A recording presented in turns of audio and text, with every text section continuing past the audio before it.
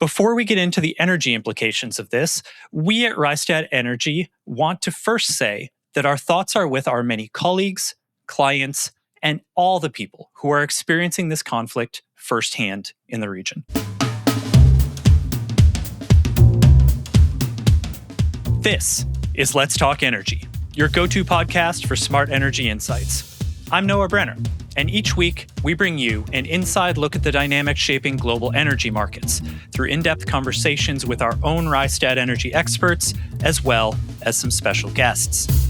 After years of threats and indirect attacks, and even a short-lived direct conflict in 2025, on February 28th, the US and Israel launched massive strikes on Iran, killing its supreme leader and others in its political and military organizations. Iran has oil production capacity of some 3.75 million barrels per day and was exporting a little more than 1 million barrels per day at the end of last year, mostly to China. It also produces more than 250 billion cubic meters of natural gas annually for its own consumption and some regional exports, and of course sits at the critical Strait of Hormuz chokepoint for global energy flows. As of our taping, at about 10 a.m. U.S. Eastern Time on Tuesday, March 3rd, retaliation by Iran and its proxies has almost completely halted traffic through the strait, locking about 15 million barrels per day of oil and more than 77 million tons of LNG capacity out of global markets. We've also seen attacks on the Ras Tanura refinery in Saudi Arabia, the Ras Laffan LNG plant in Qatar, and as well the port of Fujairah. So what has been the immediate impact on global oil, natural gas, and product markets? How long could the price spikes that we're seeing last? And what should we be watching to understand where markets are going next? And finally, what are some potential scenarios for Iran's future, and what do they mean for the long-term outlook of the world's energy supplies? To help us understand the near-term and long-term implications of the conflict between Iran and the US and Israel, I'm joined today from Houston by Claudio Galimberti, Rystad Energy's chief economist. Claudio, welcome back to the program. Thank you for inviting me back, Noah. Well, let's talk energy. We've got a lot to cover, and I want to make sure we have time to get into the energy implications. And so we're not going to focus too much on the details of the conflict, other than those that have energy impacts. And I want to start with what's happening right now in oil markets. So, Claudio, where are oil prices? How much have they moved since Friday evening when the conflict started? And what are the drivers that are causing these price movements? This is Tuesday morning, Houston time, and currently Brent prices are floating between $83 and $85 per barrel, which is roughly $13 per barrel higher than the close on Friday.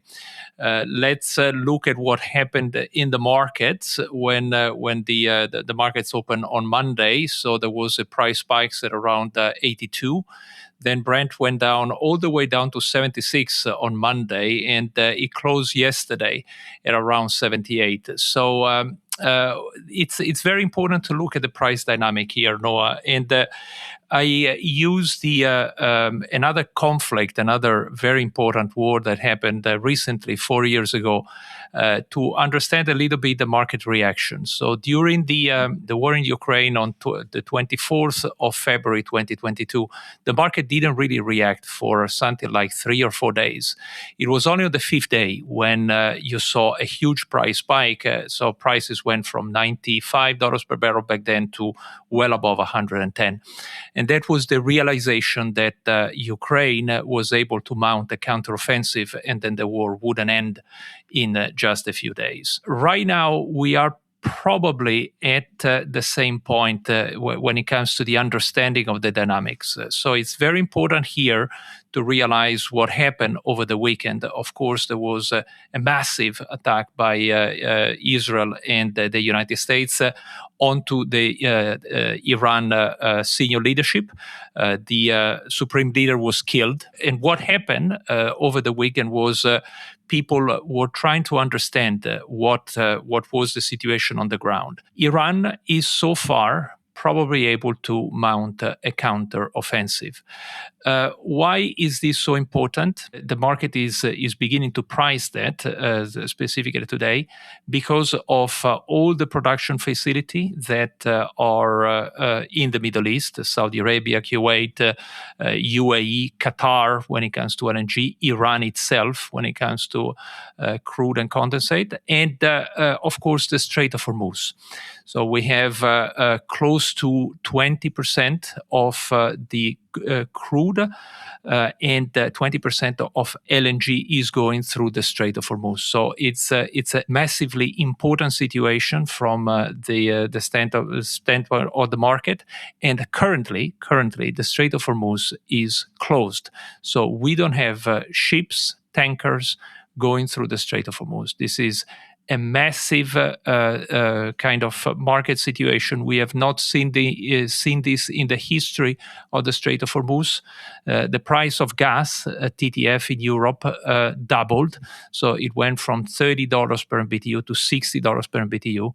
And the price of Brent right now is starting to show the impact of closing the Strait of Hormuz. So a lot of moving parts. Sorry, my initial statement took so long, Noah, but I'm basically trying to convey to you what I've seen in the market, specifically this morning. Specifically, Tuesday has been a day of reckoning, if you would. Well, I want to touch on a number of the points you brought up, including gas, including our outlook for Iran, some potential long-term scenarios. But first, so it seems like markets are weighing duration of the conflict and severity of the impacts on regional infrastructure. Is that the correct way to think about what's going to be driving price forward?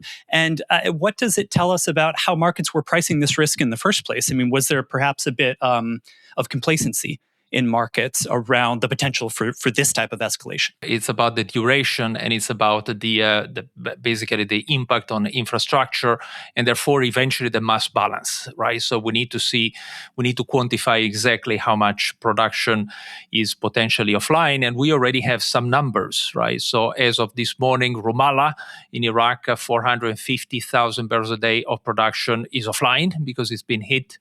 Fujairah, in this case, the depots in Fujairah have also been hit and closed.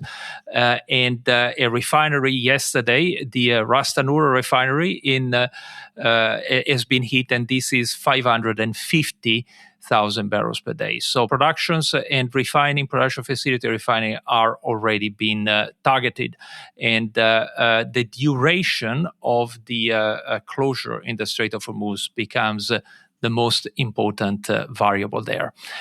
Now, we don't know how long it is going to take for a normalization to take place. What we know right now is that unlike what we saw over the weekend it was more self-restraint by the shippers to avoid the strait, right? So they didn't want to risk going through the strait. But right now, there is what I see a more credible threat, military threat by the Iranian government that they could actually significantly hit any tankers going through the strait. So right now, the threat of closure becomes much more credible right now that Iran is counteroffensive. Was the market complacent in the run-up to this situation? I would say probably not, because we didn't know when the attack was going to be carried out. So there was ample evidence that there was military equipment accumulation around the Gulf, but we didn't know that this would happen over the past weekend. Having said that, the market did react. We saw prices increasing from $60 per barrel, Brent in this case, to $70 per barrel in the previous 2 weeks. So there was a pricing in of a potential military action. How are we looking at global storage? Is global storage one thing that perhaps has kept a lid perhaps on a even more dramatic price increase, and particularly China. China's done quite a bit of crude oil stockpiling over the past year or more. How are we thinking about the storage input into this equation? Let's start with China, because that's probably one of the most important variable here. China probably has close to 100 days worth of storage right now. So they look in a relatively good position. They've been stockpiling SPR for the past few years, as a matter of fact. And therefore, in a situation in which the Strait of Hormuz is closed for potentially a few days, potentially even a few weeks, they are in a relatively strong position. The United States also has ample SPR, so less than what the United States used to have 4 or 5 years ago. But we're still talking about 415 million barrels of strategic petroleum reserve. And let's not forget that the United States is no longer a net oil importer. Therefore, from that standpoint, the United States is actually in a very strong position, because it produces more than 20 million barrels per day of crude, condensate, and NGLs, and it consumes around that amount. The situation is more complicated for Europe. So Europe has always been a net importer of oil, and specifically right now the diesel, the gas oil stocks are at a low level, and that explains the reason why we saw a very strong spike in the gas oil cracks in Europe as a result of the situation in the Middle East. So of all the main oil-consuming nations, the United States and China are those that are sitting on more ample storage. Europe looks in a more fragile situation, and that's usually the case because, as I said, Europe is a major oil importer. I believe there's the potential for an IEA meeting, International Energy Agency. This is a group that coordinates stock releases in emergency situations across member states. Could the IEA step in with some sort of stock release? Would that help to cool this market off, or help to alleviate physical shortages in places like Europe? One of the reasons why the IEA was set up more than 5 decades ago was to counter a situation of crisis like the one we are seeing right now. So I wouldn't be surprised that the IEA decides for a major SPR release at this point, especially if the Strait of Hormuz is blockaded for several days or even several weeks. That would be, in my view, a proper use of a strategic petroleum reserve. If this was to happen, then we could see potentially some price correction in the market. But let's not forget one very important thing. The SPR, they can be massive, but they are limited. So if we are going to have problems in the Strait of Hormuz that protract for weeks, we are talking about 50 million barrels a day of crude and 3 million barrels a day of products, plus 20% of the LNG production. You cannot withstand a situation like this just through SPR for more than a few weeks, right? After that, the market will start pricing at a very high level. There is a very important aspect also related to what will happen to the production of Saudi Arabia, UAE, Kuwait, and Iran if the Strait of Hormuz is closed for a long period of time. Right now, there is still inventory capacity for the production to be stored into tanks, but that cannot go on for much longer, right? So eventually, if the Strait of Hormuz remain closed, then the production will need to be shut. And that is a situation that everybody wants to avoid. It comes with extremely high cost. It can degrade the production facility themselves. So it's a very tough situation right now. On Sunday, OPEC Plus, I should say, announced a slightly larger monthly production increase, almost 210,000 barrels per day, when I think around 130 to 140,000 barrels per day was expected. What do you see as the group's calculus in calibrating that production increase response? Could we see additional releases from OPEC or additional increases from OPEC? Or is it simply the logistics of moving that production kind of makes additional increases moot? Most of OPEC production, specifically of the country involved here, the Middle Eastern country, the core OPEC, goes through the Strait of Hormuz. Therefore, it's contingent on the ability to move the product out. The decision by OPEC on Sunday, they decided to increase by a little bit more than 200,000 barrels per day, which was slightly more than what the market expected initially before the Middle East crisis. The expectation was 137,000 barrels per day. In any ways, we're talking about numbers that do not move the needle, right? So in the current situation, there is nothing that can compensate for the closure of the Strait of Hormuz. 50 million barrels a day of crude. This is a massive shock to the system. There is absolutely nothing that can compensate for that. You mentioned the massive price spikes that we've seen in European gas markets. Do you think gas markets were pricing in a risk premium? And why are we seeing such an outsized response in natural gas markets relative to what we've seen so far in oil? Qatar production is extremely important, right? So we're talking about 77 million tons of production coming from Qatar. Is most of that LNG goes to Asia. A small fraction of that comes to Europe. But why did we see massive spikes in TTF? Therefore, the benchmark for natural gas in Europe, it went from $30 per MMBTU before the attack on Iran to $60 per MMBTU today. So it's basically the price double. The reason for that is the stocks in Europe are at extremely low level, one of the lowest level in years, and we need to start replenishing before long for the next winter. And when it comes to the LNG market, this is a global market. Therefore, if Europe needs to compete in order to attract the barrels, that is what happens exactly in the market. So it's really marginal economics at play right now.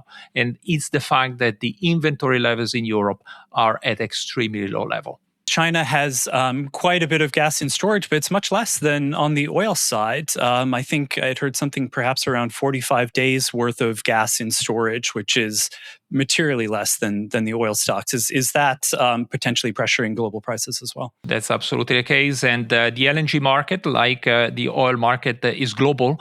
And therefore, there is a competition going on right now to secure these molecules. The fact that Qatar is locked out due to the Strait of Hormuz is a major shock to the LNG market. I'm interested in, another potential source of supply here is Russia. Russia's natural gas industry has been sanctioned by the West, its oil volumes sanctioned.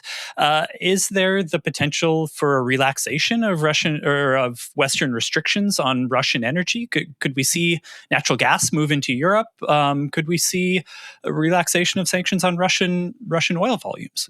We are in the middle of a major crisis. The Middle East crisis right now, I don't recall in all my 25 years in working in the industry something as important as this. The closure of the Strait of Hormuz is something that never happened, right, in the history of the Strait of Hormuz. When it comes to a major crisis, of course, all the kind of agreement that were in place before the crisis can come into question. And one of these could be the sanctions on Russian crude and Russian gas. Having said, there is, of course, a particularly important history in the past 4 years. The history relates to the war in Ukraine, and therefore any decision there would need to go through the governments of the European Union. They would need to be probably blessed even by the U.S. administration. Therefore, it's probably going to be a long process before we see anything like that. That would be my guess. If we see the Strait open, if we see the U.S. and Israel neutralize Iran's capabilities to be able to close it, is it just flipping a switch? All of a sudden, do oil and gas start flowing through it again, or how long does it take to get the Strait of Hormuz working the way that it would on a normal day, say a year ago? There is no precedent on that. We can use some proxies on what happened in other parts of the world when we went through a major disruption. And let's work under the hypothesis that the Strait remains not practical to navigate for the next 2 weeks. Our expectation is that the backlog that creates would generate a disruption for an additional 2 weeks. So you probably are looking at something like 4 weeks of disruption, which would be the equivalent of keeping 160 million barrels on a backlog. That is a major shock to the oil market. It would be an equivalent number, something like, as I said earlier, 20% of the LNG goes through the Strait of Hormuz. So even that would have a major repercussion on the LNG. But 2 weeks of closure and 2 weeks of clearing out the backlog would result in basically a month of complete disruption for the Strait of Hormuz. Major crisis. Beforehand, as we were seeing the military buildup, we laid out 5 scenarios of potential ways the conflict could play out. They were a new nuclear deal, limited strikes. Those two are obviously off the table. And then there were options for significant strikes and a pragmatic successor taking the leadership in Iran, a confrontational successor taking the leadership in Iran, and finally civil unrest, as we perhaps have seen in a place like Libya following the fall of Gaddafi. So where, I guess, do you see, run through those last 3 for me and perhaps any signposts as to how things might be shaping up or what the long-term impacts could be there? The bottom 3 have become more relevant for sure.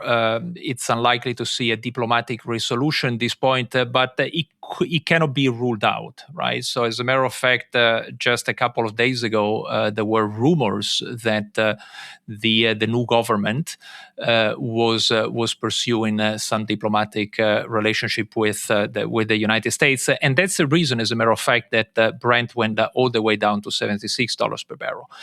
But of course, in the past 48 hours, what we have seen is Iran mounting a counteroffensive, and that makes the bottom 3 scenarios, which is an extensive conflict but with a pragmatic successor, extensive conflict with a confrontational successor, and civil unrest as the 3 more likely. I was talking to our team that handles the geopolitical analysis, and we agreed that the civil unrest currently is still the least likely scenario. But the other 2, which is a pragmatic successor and a confrontational one, are actually in the more likely. And it does look like, from the latest statement that we have heard from Tehran, is that probably the confrontational successor is the one that has the highest probability right now, which means that we may be in for a few weeks of conflict. Obviously, we're talking about scenarios for Iran, but I mean, the U.S. Is a major factor in the thinking of the U.S. administration is a major factor in the way that this conflict will develop.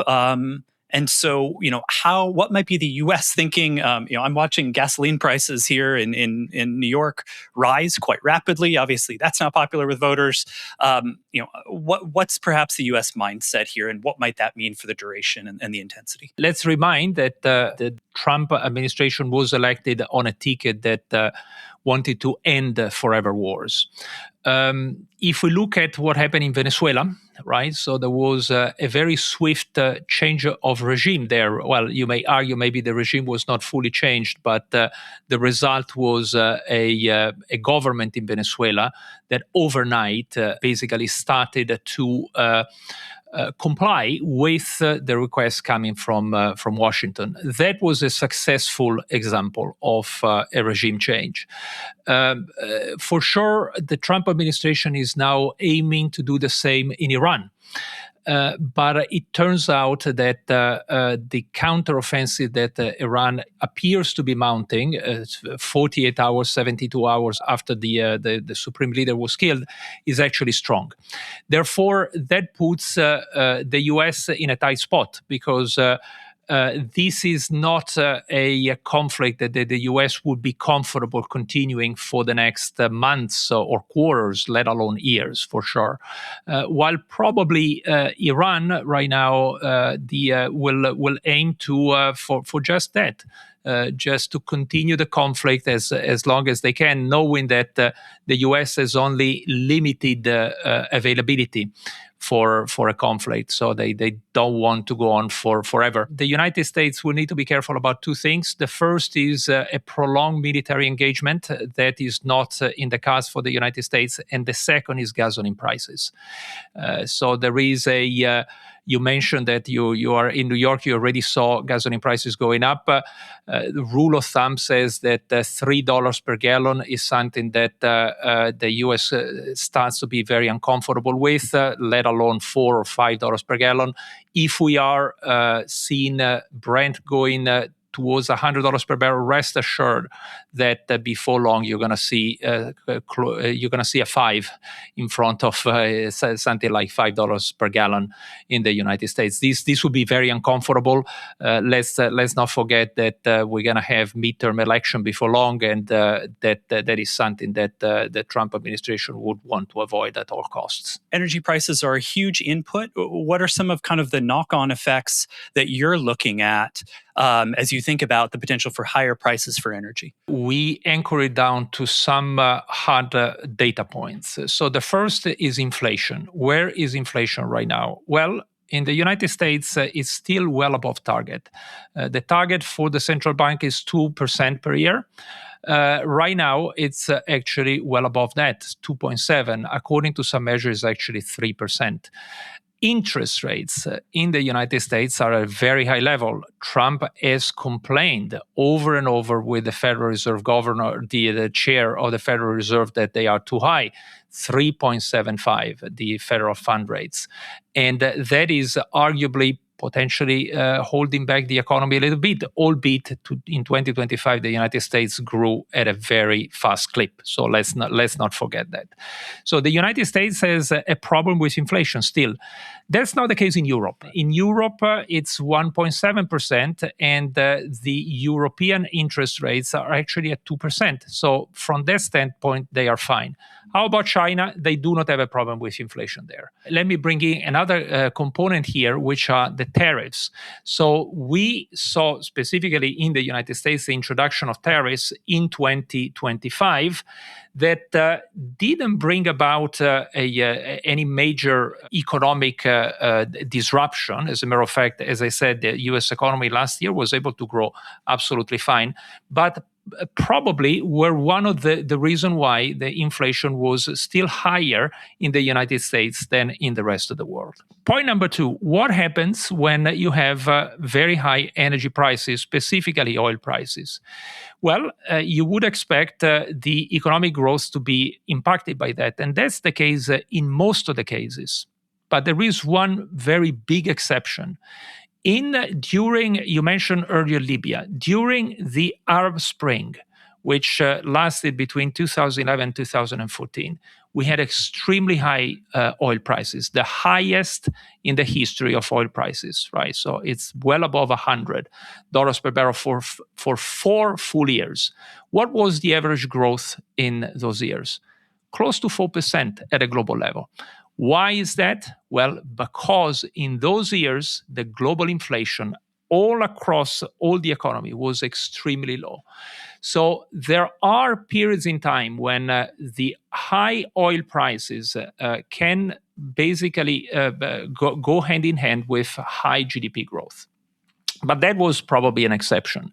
If you go back other periods in time, for instance, 2008, you may argue that the price spikes that you saw on Brent in 2008 was one of the key contributing factors to the global financial crisis that you saw unfolding in the following years. To 2026, we are probably, based on what we just said in the past 20 minutes, Noah, we are probably going to see very high Brent prices for the next few weeks, and natural gas prices. Is that going to be a problem for global GDP growth? I would say it's definitely going to be a problem more than it was in 2010, because right now we still have inflation problem, at least in one country, and that country is the United States.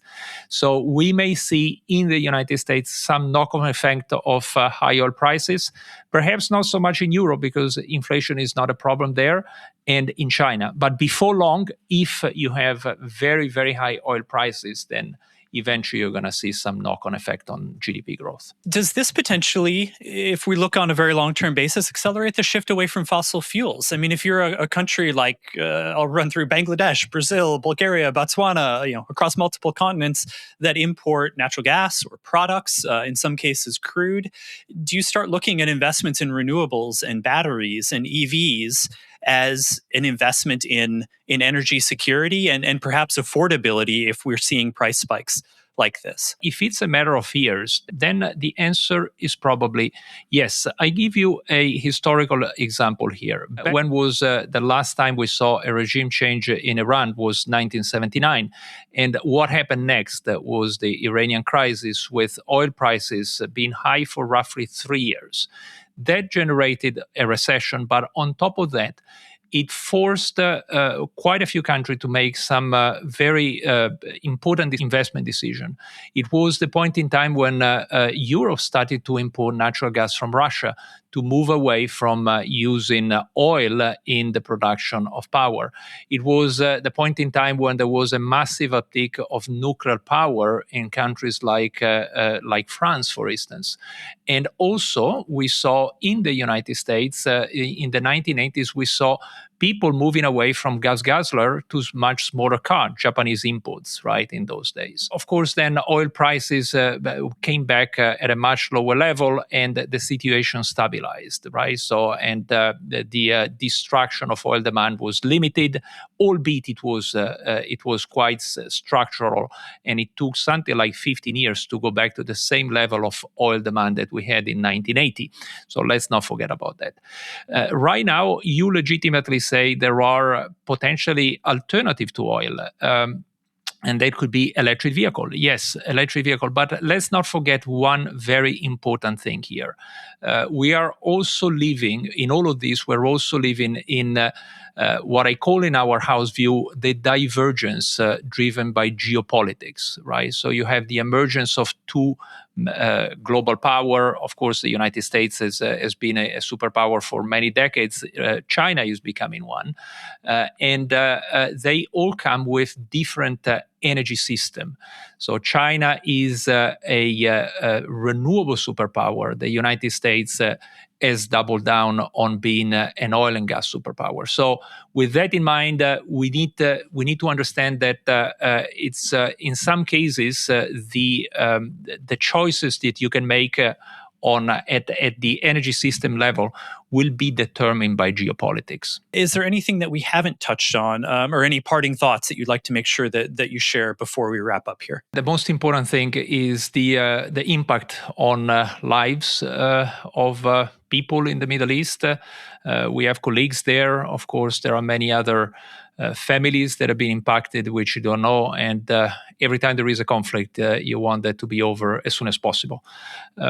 Having said that, we need to be aware that the statistics regarding conflict are rather stark. So either they end within the next 2 weeks, or like we saw, for instance, last year, the 12-day war between Israel and Iran. If once they pass that mark, then there is a chance that they go on for a long time. We have done an extensive coverage at Rystad regarding all the market impacts, which we believe are very important. And of course, we will continue to do that. Claudio, thank you so much for joining us. Thank you for inviting me. Let's recap.